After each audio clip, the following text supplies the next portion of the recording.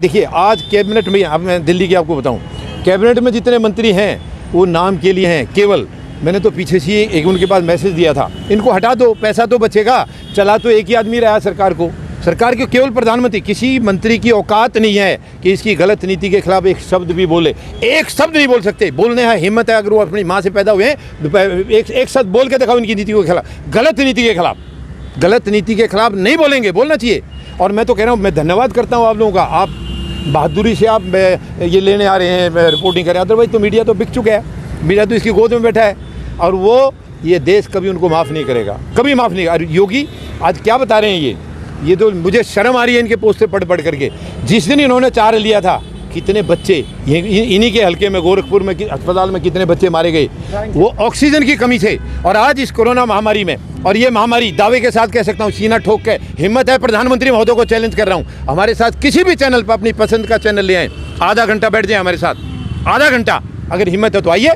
हमने बहुत बार, एक बार नहीं 50 बार चैलेंज किया है, नहीं आएंगे वो मीडिया से भागते हैं, केवल फोटो खिंचवाते हैं, मीडिया से भागते हैं। महामारी जो आई है देश में, आई नहीं है, ये लाई गई है, प्रधानमंत्री लाए हैं इसको, सारे सबूत हैं हमारे पास, सारे दावे के साथ लिखित में दे सकता हूँ। ये महामारी प्रधानमंत्री महोदय की लाई हुई है। और उसके बाद जो लॉकडाउन लगाया है, इससे गैर जिम्मेदार प्रधानमंत्री और क्या हो सकता है। बिना सोचे समझे रात को भाषण दे रहे हैं, रात के 12 बजे से लागू कर रहे हैं। उन्हें मालूम नहीं है इस देश में आधी आबादी ऐसी है जो सुबह कुछ मजदूरी करने जाएंगे, कुछ कमा कर शाम तक लाएंगे तो चूल्हा जलेगा घर में, नहीं तो चूल्हा नहीं जलेगा। उनको क्या खिलाया इन्होंने, उनको क्या दिया कुछ।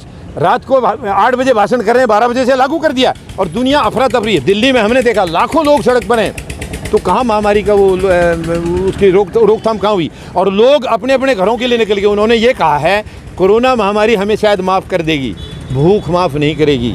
उनके बारे में क्या सोचा। तो ये जो कर रहे हैं ना, मैं इसको ज़्यादा सीरियस इसलिए नहीं लेता, इनको तो उनके आदेश का पालन करना। एक झूठा है तो दूसरे को झूठ बोलना ही पड़ेगा, ये उसके रास्ते में जाएं। लेकिन मैं आपको विश्वास दिलाता हूँ, उत्तर प्रदेश की जनता ये जितना सोच रहे हैं उतनी मूर्ख नहीं है। ये सोच रहे हैं तुम अपनी डुगडुगी बजाओ और ऐसे आ जाएंगे। इनको वापस मंदिर की घंटी बजाने के लिए भेज देंगी जनता यहाँ से, ये मैं आपको दावे के साथ कह रहा हूँ। He is not coming. 2022 में ये बिल्कुल बाहर जा रहे हैं। ये जो पोस्टर लगा रहे हैं ना, ये दिखावा है।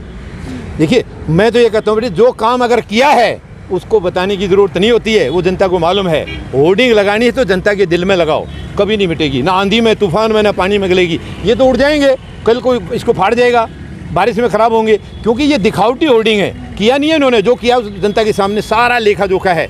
मैं उनको रिपीट बार बार करके आपका समय ख़राब नहीं करना चाहता। इन्होंने कुछ नहीं दिया है, केवल दर्द दिया। अब किसान हैं, देखिए आप, 10 महीने किसानों के आज हो गए 300 दिन।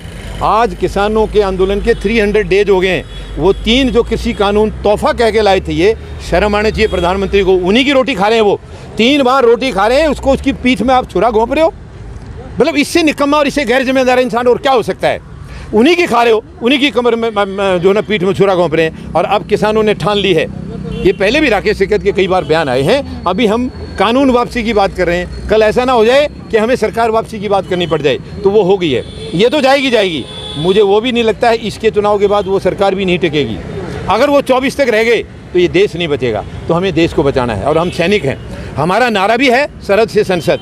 जब हम सरहद के पास खड़े होते हैं बेटे, तो दुश्मन की गोली और हमारी छाती में बहुत कम फासला होता है, मगर हम वहाँ डगमगाते नहीं हैं। हम नहीं सोचते हैं कि यार ये गोली मेरी छाती में लगी तो मेरा क्या होगा, बीवी बच्चों का। नहीं, हमें मालूम है मेरा देश मेरे भरोसे पर है, मैंने देश को बचाना है। तो जब हम वहाँ पर गोली खा करके उस रिस्क को लेकर के चला सकते हैं, तो पार्लियामेंट में कोई मुश्किल काम नहीं है। तो अब सैनिक आएंगे वहाँ पर डेफिनेट, और इस देश को हम बचाएंगे। ये किसी के बाप की धरोहर नहीं है, ये 140 करोड़ लोगों का देश है। आपका भी उतना ही है, मेरा भी उतना ही है, सबका है, इनका नहीं है मुट्ठी भर। ये 3 उद्योग घरानों को बचाने के लिए किसान को उजाड़ रहा है, और बाकी तो बहुत कुछ इन्होंने बनाया क्या है, गिनती करा दो ना। ये आपको जो आंकड़े देने बेटे, ये जॉब के, ये सारे झूठे हैं। आंकड़े दो ना, इनके आंकड़े दीजिए। प्रधानमंत्री महोदय ने 2 करोड़ साल के कहे थे, तो 7-7.25 साल हो गए, 14 करोड़ जॉब गिना दो। वो उन्होंने जॉब दी नहीं है, ली हैं। ये लोग दे नहीं सकते हैं, ये लेने के लिए, छीनने के लिए आए हुए हैं। इतने संसाधन, ये तो कहते हैं 70 साल में कोई काम नहीं हुआ, तो लूटा। इन्होंने बेचा क्या है,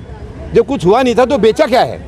बेचा है तो कुछ हुआ था तभी तो बेचा है। मैं ये नहीं कह रहा कि पहले ईमानदार सरकार थी, पहले भी भ्रष्टाचार होता रहा है। 74 साल में सबने किया है, केवल एक सरकार थी जिसको हम ईमानदार कह सकते हैं, लाल बहादुर शास्त्री जी की। वो रहे नहीं, उनको, बाकी सबने भ्रष्टाचार किया, सबने बेईमानी की है। मगर ये तो तानाशाही से देश को चला रहे हैं। ये अपने बाप की संपत्ति समझ रहे हैं। ऐसा नहीं है, ये देश ऐसे नहीं होने देगा, इतना कमज़ोर नहीं है। और जवान और किसान इकट्ठे हो गए हैं, अब बेटे इनकी कोई औकात नहीं। जवान, किसान, गरीब और मजदूर सारा एक में आता है। किसान के अंदर सब समाहित हैं, किसान के बेटे ही जाते हैं वहाँ, मजदूर के, किसान के, इन्हीं के बेटे जाते हैं, गरीब के बेटे जाते हैं सेना में। किसी नेता का बेटा है या किसी उद्योग घराने का है, जाएंगे भी नहीं कभी। तो मैं आपको दावे के साथ कह सकता हूँ, ये सरकार भी जाएगी और वो भी जाएगी बहुत जल्दी।